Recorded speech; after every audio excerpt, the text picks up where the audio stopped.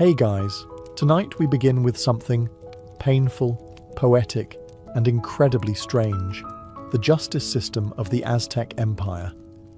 A civilization known for its pyramids, precision calendars, and yes, blood-soaked rituals, the Aztecs didn't just sacrifice people for religion. They also had a legal system, one filled with punishments that were as creative as they were terrifying. So before you get comfortable, take a moment to like the video and subscribe, but only if you genuinely enjoy what I do here. And let me know in the comments where you're tuning in from and what time it is for you. It's always fascinating to see who's joining us from around the world. Now, dim the lights. Maybe turn on a fan for that soft background hum, and let's ease into tonight's journey together. Imagine stealing food and being dragged naked through the city while chili powder is rubbed into your wounds. Or being forced to inhale smoke until you passed out. All because you cut down the wrong tree. These weren't the acts of a madman. This was Aztec law. And in their world, punishment was both performance and policy. So what were some of the strangest, most brutal, and occasionally hilarious ways the Aztecs kept order? Let's begin.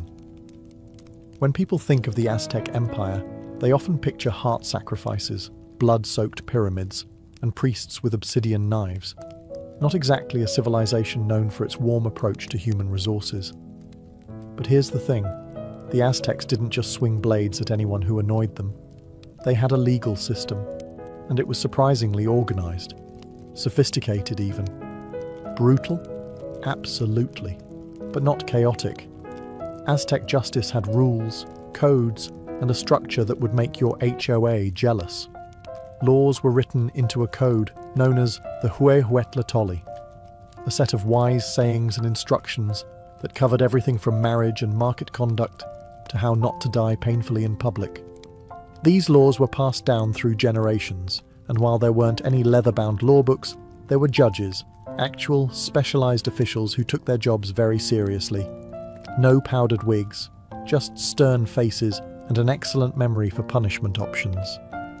And yes, they had appeals courts. You could argue your case to higher judges, though your chances were slim if the community already saw you as that guy who stole the corn twice.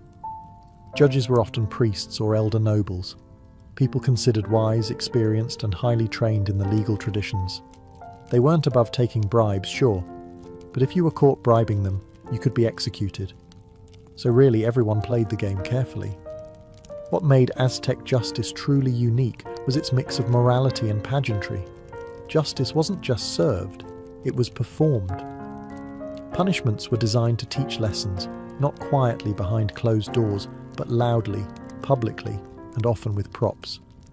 You didn't just pay a fine for a crime, you were shaved, painted, dragged, or symbolically transformed into a warning poster with legs. And here's the most Aztec part. Some punishments changed, depending on your social class. Nobles were held to higher standards, and harsher punishments. A commoner might be fined or flogged. A noble who did the same thing could lose land, titles, or his head.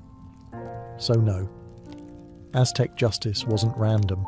It was sharp, stylish, public, and a little theatrical. And if you broke the law, the empire made sure you never forgot it, and neither did your neighbors.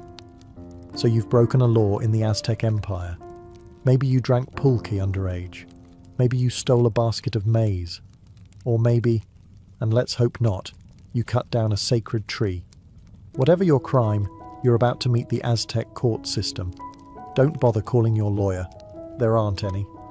The Aztec courts were highly structured, but not exactly what you'd call cozy. Think more stone platform surrounded by stern men in feathered cloaks than cozy courtroom drama. The trial would take place publicly, often in a plaza or temple court, and it wasn't designed for theatrics, unless you count the part where someone might be shaved, painted, or whipped in front of a crowd. Cases were typically heard by judges known as tlaxitlan, wise elders or noblemen trained in the laws and customs of the empire. They weren't just randomly assigned. They had to study for years, memorize large sections of law code, and learn how to spot a liar from 10 paces away. You didn't argue with them. unless you really like the sound of public flogging. The accused could defend themselves, and sometimes a family member or elder might speak on their behalf. But let's be honest, unless you were incredibly persuasive or very, very lucky, things probably weren't leaning in your favour. There were witnesses, evidence, and even multiple courts, including a high court and an emperor-level appeal. Yes, you could take your case all the way to the top, but the journey there was rough, and if the emperor decided you were guilty, well, let's just say there wouldn't be much paperwork afterward. One thing you'll notice quickly: the Aztecs didn't believe in dragging things out. No long trials, no years of debate. Judgments came fast, and punishment often came the same day. That's efficiency. Terrifying, skin-peeling efficiency. Also, no jails. Aztec society didn't warehouse criminals. You were either fined, humiliated, enslaved, or executed, and sometimes all four. But you were never forgotten. Aztec courts weren't about legal rights or clever technicalities. They were about moral clarity, social order, and public spectacle. So if you're standing before an Aztec judge, straighten up, speak carefully, and try not to sweat too obviously. They notice that sort of thing. In most cultures, kids who misbehave get a timeout, or maybe a stern lecture. In the Aztec Empire, they got something a little more intense. Meet the chili smoke chamber. Possibly history's most dramatic method of saying, listen to your mother. In Aztec households, obedience wasn't optional. Children were expected to work, listen, respect their elders, and contribute to the home. The idea was simple. Train them early to be good citizens, hard workers, and future warriors or weavers. And if little Cuauhtémoc didn't want to sweep the floor or dared to talk back, he got the chili. The punishment was called tranquil, and it involved placing the disobedient child in a small enclosed space, such as a hut or storage room, where chilies had been thrown onto a fire. As they burned, the room filled with a smoke so intense it made your eyes burn, your throat close up, and your sinuses scream. Think pepper spray, but with spiritual intent. The child wasn't harmed physically, at least not permanently, but the experience was unforgettable. They weren't beaten, bruised, or bloodied. Instead, they were overwhelmed. The sensory overload of chili vapor did the job of several hours of parental yelling in just a few minutes, and the goal wasn't cruelty, it was shame-based conditioning. Once you've coughed up your will to misbehave, you're unlikely to sass your parents again, at least until your voice comes back. Other punishments for children included being pricked with cactus spines, forced to sweep temples in public, or made to carry bundles of firewood beyond their strength. These acts weren't about humiliation for fun. They were rites of correction. And in a society where every person had a social duty, discipline wasn't negotiable. Even noble children weren't spared. In fact, they were held to higher standards. A noble boy who disrespected a teacher or elder could be bound, beaten, or even temporarily enslaved. Not permanently, but enough to make the lessons sting, figuratively and literally. So if you grew up Aztec, rebellion came with real consequences, and probably a few tearful, fiery afternoons spent marinating in chili smoke. Spicy? Yes. Effective? Definitely. And let's face it, no one forgets their first chili sauna. The Aztec Empire had one of the most unforgiving views of theft in the ancient world. Stealing wasn't just a moral failing, it was an attack on the structure of society. Food, tools, cloth, firewood, it all had value, and taking what wasn't yours didn't just offend your neighbour, it offended the gods. And the punishment? Let's just say the Aztecs weren't into subtlety. For first-time offenders, things started reasonably. A thief might be forced to return the stolen goods, make reparations, or be publicly shamed. Maybe a few lashes, maybe a haircut that said, "I steal things." Painful, but survivable. But if you stole again, you entered the realm of enslavement. The Aztecs didn't do prisons. They preferred that you work off your debt, quite literally. Caught a second time, and you might be handed over to the victim as a personal servant. You'd labour in silence, dignity gone, every step reminding you that honesty would have been easier. Now, If you were bold or foolish enough to steal a third time, things turned gruesome. Punishment 3 was often ritual skinning, not quick, not clean, and absolutely not private. It was slow, ceremonial, and publicly displayed. This wasn't just about pain, it was about symbolism. The skin was considered a sacred layer, a part of your identity. To remove it was to unmake you in the eyes of the community. Sometimes the skin was removed in strips, other times whole, and it wasn't just thrown away. In religious ceremonies, a priest might even wear the skin for a brief time in honor of the earth goddess, representing rebirth and punishment all in one macabre package. Sound horrifying? It was. And that was the point. This kind of justice wasn't just about the individual, it was about the message. A skinned thief in the market square stopped 1,000 future crimes. It made you think twice before swiping tamales or slipping a jade bead into your tunic. The Aztecs believed in law, in consequence, and in the power of example. And their message was clear. Steal once, we'll warn you. Steal twice, we'll work you. Steal 3 times, you won't be needing your skin. In the Aztec Empire, marriage was serious business. Not just a social contract, but a sacred bond tied to cosmic balance, family honor, and economic alliances. So when someone broke that bond with a little romantic extracurricular activity, the punishment was not divorce court.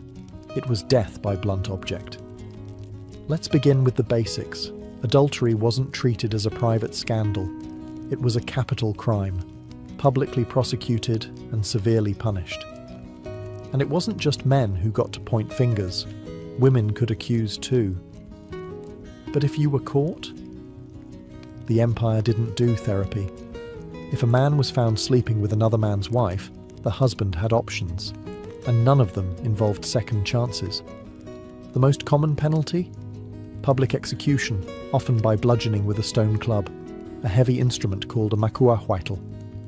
It was a sword-like weapon embedded with obsidian blades, but for domestic dishonor, the blunt version got the job done, painfully and thoroughly.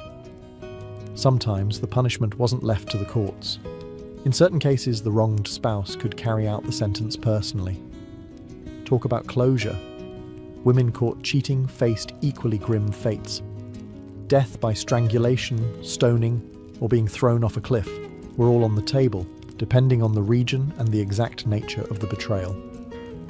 Nobles, of course, were held to stricter standards, because when the wealthy cheat, it's not just scandal, it's potential dynastic collapse. And let's not forget the drama. If the affair was exposed publicly, the accused might be paraded through the streets, mocked, shaved, painted, all before meeting their final punishment. Shame was not a side effect. It was part of the sentence. Now, if someone accused you falsely, that was another story. Lying about adultery could get you executed as well. The Aztecs didn't tolerate character assassination unless it came with evidence, and they took witness testimony seriously. So no rumor-mongering for revenge, unless you liked playing with obsidian.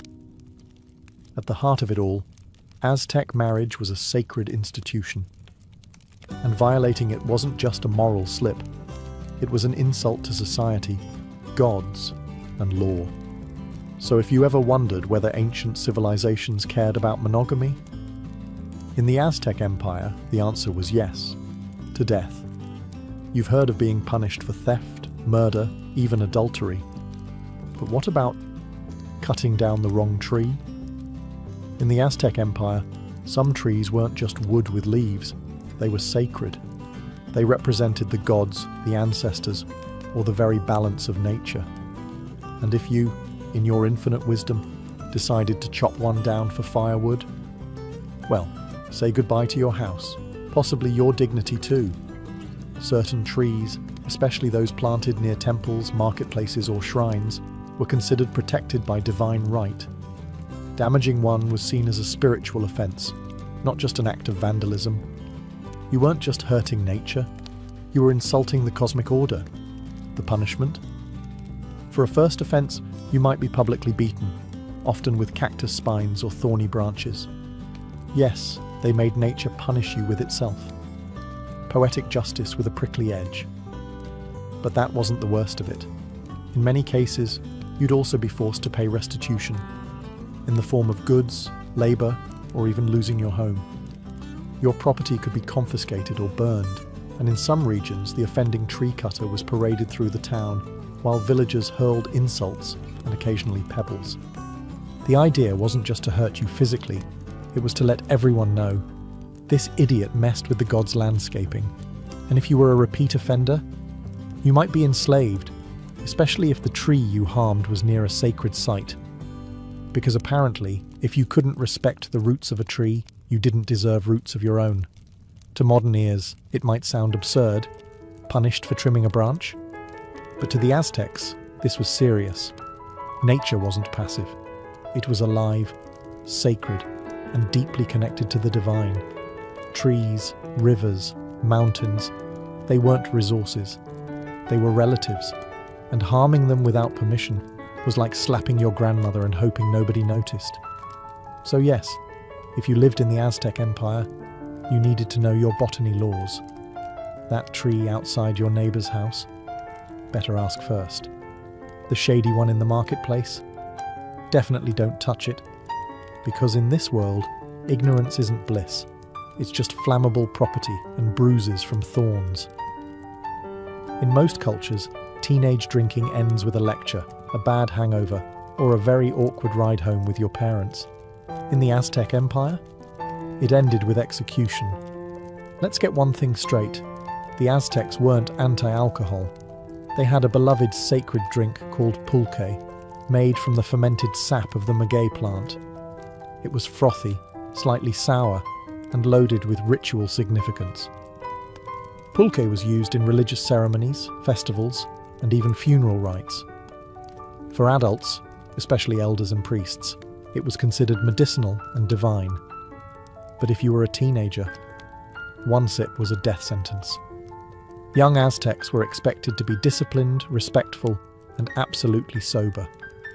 Pulque was for those who had earned it, through battle, age, or wisdom. Youth was a time for learning, not partying.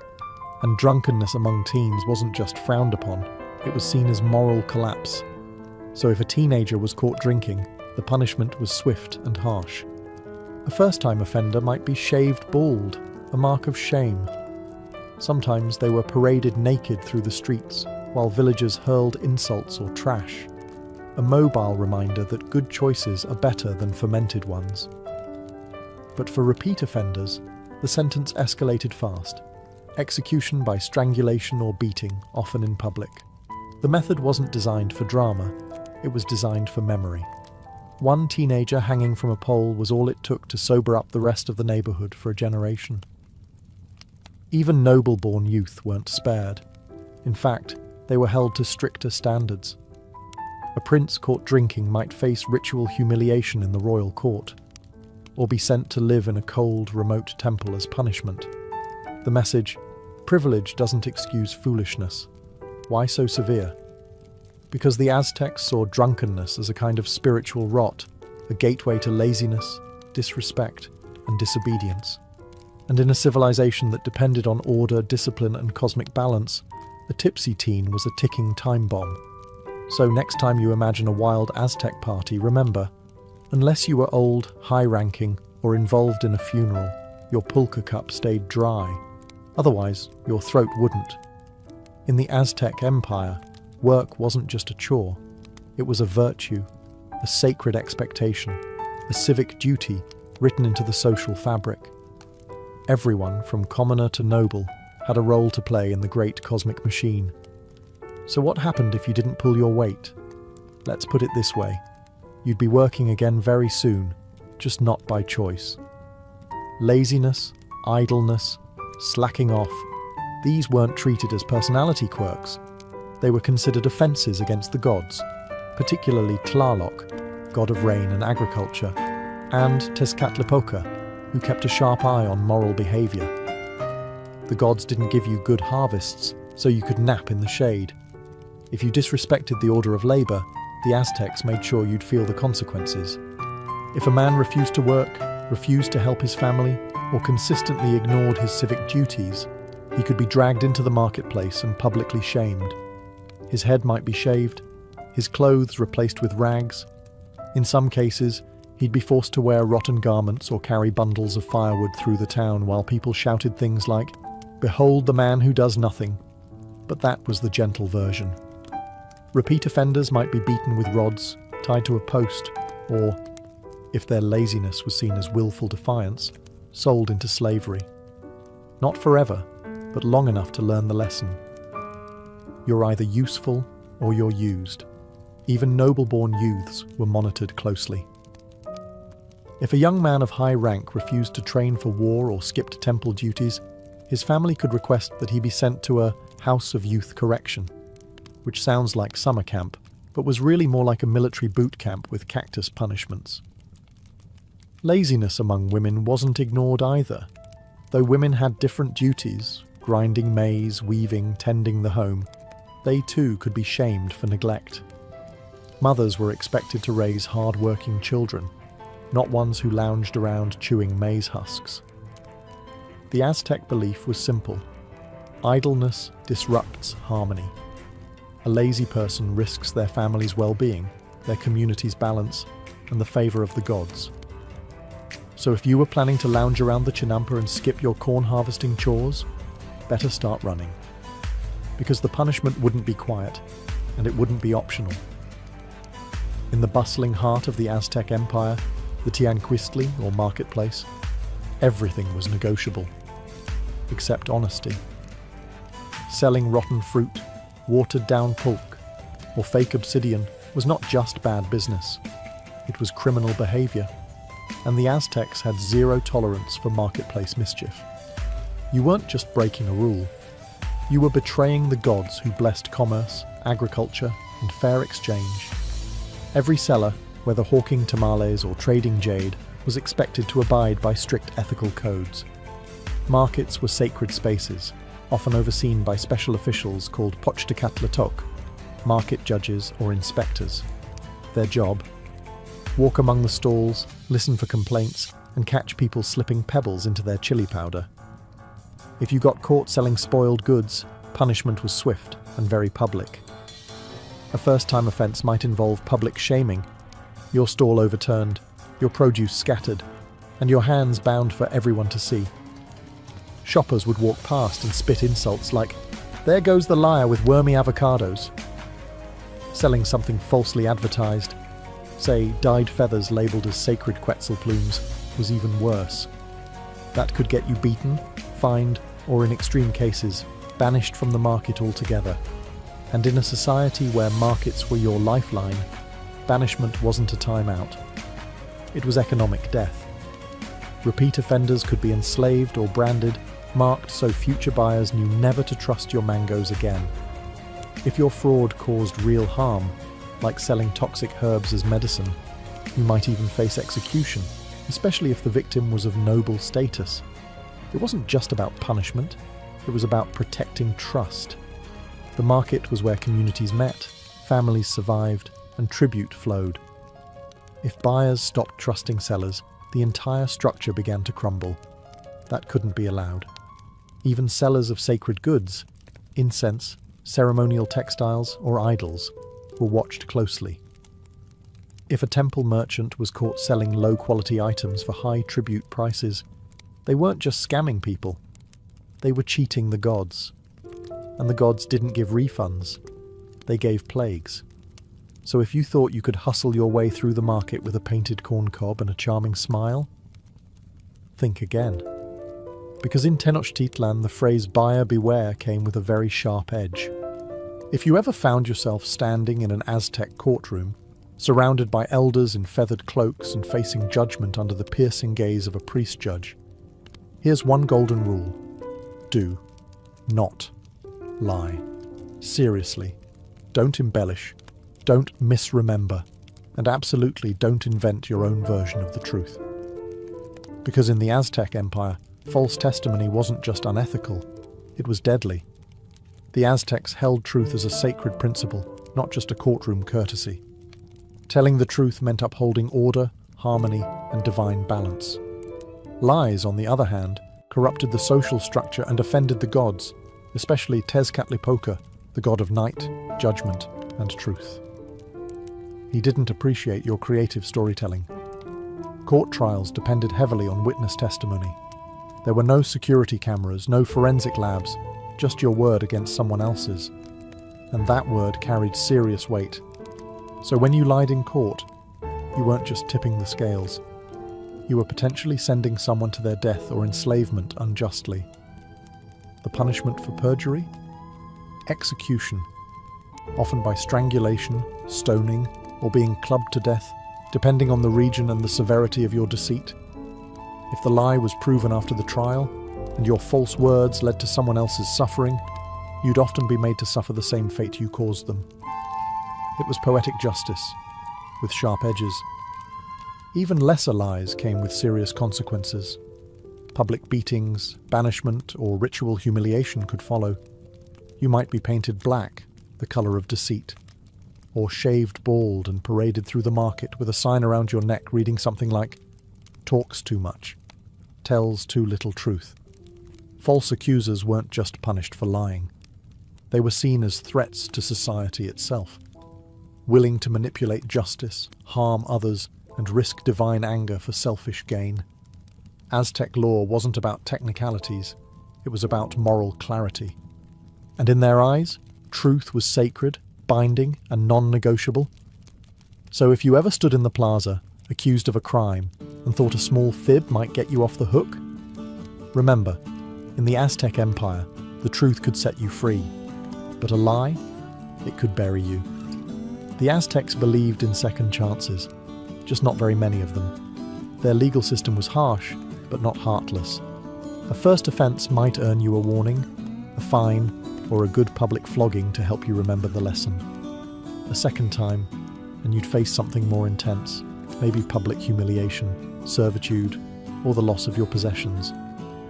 But a third offence, that's when things got serious, like ritual execution serious. To the Aztecs, repeated crimes weren't just a nuisance, they were proof that you had refused to live in balance. And balance, in Aztec worldview, was everything. The crops grew because society worked. The sun rose because people obeyed their roles. So when someone broke the law again and again, they weren't just annoying, they were a threat to cosmic order. Let's say you were a thief. First time, you return the goods. Second time, you're enslaved. Third time, you're skinned. Slowly, in public, with the full backing of the law and, very possibly, the neighbourhood. Or maybe you lied in court. Again, the punishment wasn't just harsher than before. It was symbolic. Your repeated dishonesty made you inhuman in the eyes of society. And what happens to those who lose their humanity? They become examples, warnings, cautionary tales. And it wasn't just about physical punishment. Repeat offenders could lose their legal protection entirely. That meant anyone could harm, enslave, or publicly shame you. And you had no legal recourse. You weren't exiled, you weren't imprisoned, you were unpersoned. In some cases, a repeat offender could be permanently banished from the market, the village, or even their own family. Imagine being spiritually erased, not because the gods abandoned you, but because you abandoned the social contract one too many times. To the Aztecs, lawbreakers weren't inherently evil. They were correctable, but repeat offenders were something worse, unwilling to learn. And in a society where justice was public, swift and divine, the state didn't waste time on those who refused to be rehabilitated. So if you got caught once, you were lucky. Twice, you were warned. But if you stood in that courtroom a third time, you were already gone. In modern justice systems, punishment often happens behind closed doors, courtrooms, jail cells, private hearings. But in the Aztec Empire, justice was street theatre. Punishment wasn't just meant for the person who broke the law. It was designed to educate everyone else. The Aztecs believed that fear and shame were tools just as important as clubs and cactus whips. If someone saw your humiliation, they'd remember it long after the pain faded. And they'd think twice before stealing that tamale. That's why almost all punishments, from flogging to execution, were carried out in the open, usually in the center of the community, the plaza, the marketplace, or outside temples. These were the places where people gathered to trade, pray, and socialize, perfect for teaching lessons in full view of your friends, family, and enemies.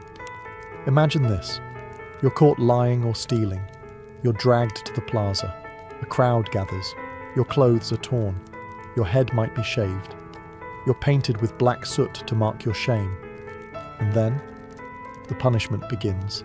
A beating, a binding, maybe a good chili smoking in a hut if you're still young and reckless. Children who disrespected elders might be made to carry heavy bundles of wood, barefoot, across town. Lazy workers could be paraded with signs around their necks. Adulterers could be stoned or strangled before a sea of silent, or not so silent, onlookers. Public punishment wasn't random cruelty. It was a ritual of memory. The Aztecs understood human psychology. Pain fades, embarrassment echoes, and that echo kept society in line. There were no prison systems, no lifelong incarcerations. The point wasn't to disappear wrongdoers, it was to transform them, or destroy them, in full view. Even executions were spectacles. A thief might be flayed, not in some dark back room, but in the square where he once sold stolen goods. His punishment became a living parable for every passerby. In Aztec law, privacy was for the innocent. The guilty were meant to be seen, heard, and remembered, not just for what they did, but for what happened next. Because in this world, your real sentence wasn't just death or pain, it was becoming the lesson. In the Aztec Empire, punishment wasn't just about what you felt, it was about what you represented. It wasn't enough for you to hurt. You had to be seen, interpreted, and above all, understood. Because justice in Tenochtitlan wasn't just a legal process, it was a performance. And you? You were the unfortunate star. Let's say you stole something. Food, tools, clothing. If it was your first offense, maybe you weren't beaten. Instead, your head was shaved, your body painted with black soot, and you were paraded around in humiliating clothes. Torn, oversized tunics or rags tied in knots that made you look ridiculous. Not physically painful, but symbolically devastating. Or say you lied in court. You might have your lips stained with charcoal to mark your deceit. Everyone would see it. Everyone would know. It didn't matter if you told the truth later. The stain told its own story. Even colours had meaning. Black was associated with deceit and shame. Red might mark a serious offence. Striped or dyed clothing could be reserved for public punishments. The Aztecs understood that the human eye doesn't forget what it's been trained to fear. Noble offenders were treated no differently. In fact, worse. A noble child caught drunk might be dressed as a commoner and forced to sweep temple floors, a clear inversion of his status. To an Aztec audience, that image was powerful. This is what happens when the privileged dishonor their role. Even punishment tools were symbolic. Being beaten with cactus spines was not just about the pain,